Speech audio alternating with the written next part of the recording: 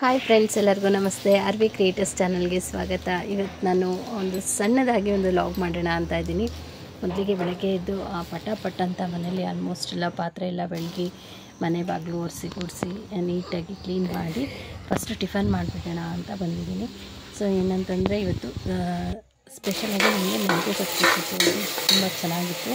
ಹಾಗಾಗಿ ಈ ಒಂದು ರೆಸಿಪಿನ ಮಾಡ್ತಾಯಿದ್ದೀನಿ. ಮೊದಲಿಗೆ ನಾನು ಈರುಳ್ಳಿ ಸೊಪ್ಪೆ ಲವಂಗ ಎಲ್ಲ ಫ್ರೈ ಮಾಡ್ಕೊಂಡಿದ್ದೀನಿ. ಹಾಗೆ ಪೇಸ್ಟ್ ರೆಡಿ ಮಾಡ್ಕೊಳ್ಳೋದು ನಿಮಗೆ ನಾನು ಮಾಡಿರೋವಂಥ ಮೆಂತ್ಯ ಭಾತ್ ರೆಸಿಪಿಲ್ಲ ಹೇಳಿದ್ದೀನಿ. ಶುಂಠಿ ಬೆಳ್ಳುಳ್ಳಿ ಕೊತ್ತಂಬರಿ ಸೊಪ್ಪು ಪುದೀನ ಮೆಣಸಿನ್ಕಾಯಿ ಇಷ್ಟು ಹಾಕಿ ಪೇಸ್ಟ್ ಮಾಡ್ಕೊಂಡು ಫ್ರೈ ಮಾಡ್ಕೊಂಡಿದ್ದೀನಿ. ಜೊತೆಗೆ ಅವರೆಕಾಳು ಕೂಡ ಯೂಸ್ ಮಾಡಿದ್ದೀನಿ, ಹಸಿ ಅವರೆಕಾಳನ್ನ.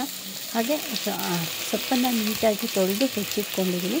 ಆ ಸೊಪ್ಪನ್ನು ಕೂಡ ನಾನು ಮೆಂತ್ಯ ಸೊಪ್ಪನ್ನು ಯೂಸ್ ಮಾಡ್ತಾಯಿದ್ದೀನಿ. ನೋಡ್ಬೋದು ನೀವು ಮೆಂತ್ಯ ಸೊಪ್ಪು ಎಷ್ಟು ಫ್ರೆಶ್ ಆಗಿದೆ ಅಂದರೆ ಸಖತ್ತಾಗಿದೆ.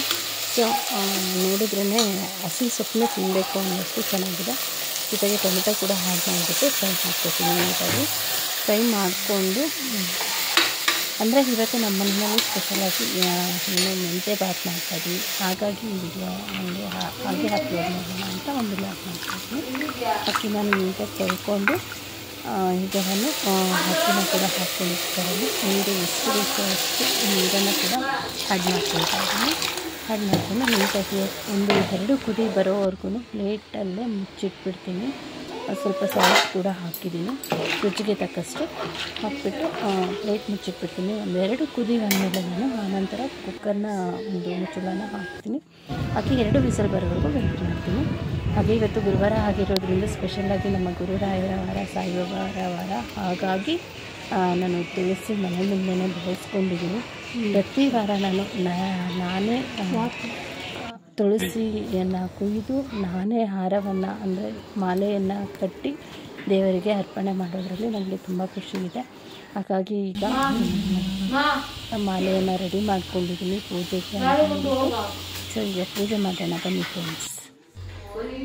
ನೋಡ್ಬೋದು ನೀವು, ನನಗೆ ದೇವರು ಅಂದರೆ ಅಪಾರವಾದ ಭಕ್ತಿ ಕೂಡ ಇದೆ, ಅಷ್ಟೇ ಭಯ ಕೂಡ ಇದೆ.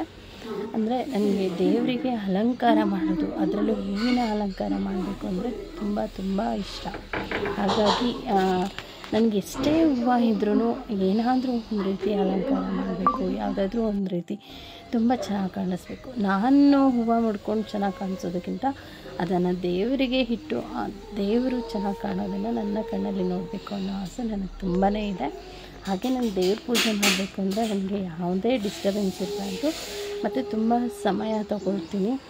ಹಾಗೆ ತುಂಬ ಪ್ರೀತಿಯಿಂದ ಭಕ್ತಿಯಿಂದ ತುಂಬ ಸಮಯ ದೇವರಿಗೋಸ್ಕರನೇ ನಾನು ಮುಡುಪಾಗಿರ್ತೀನಿ. ಅದು ಗುರುವಾರ ಅಂತೂ ಎಕ್ಸ್ಪೆಷಲಿ ನನಗೆ ತುಂಬ ಇಷ್ಟವಾದ ವಾರ.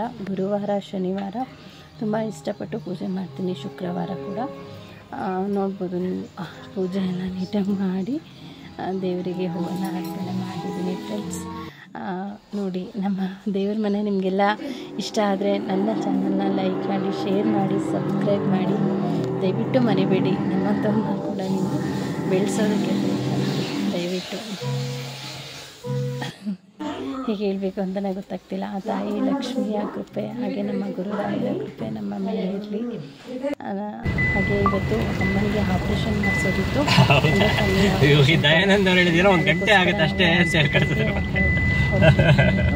ಅಂದರೆ ಇವತ್ತು ಚೆಕಪ್ ಇದೆ, ನಾಳೆ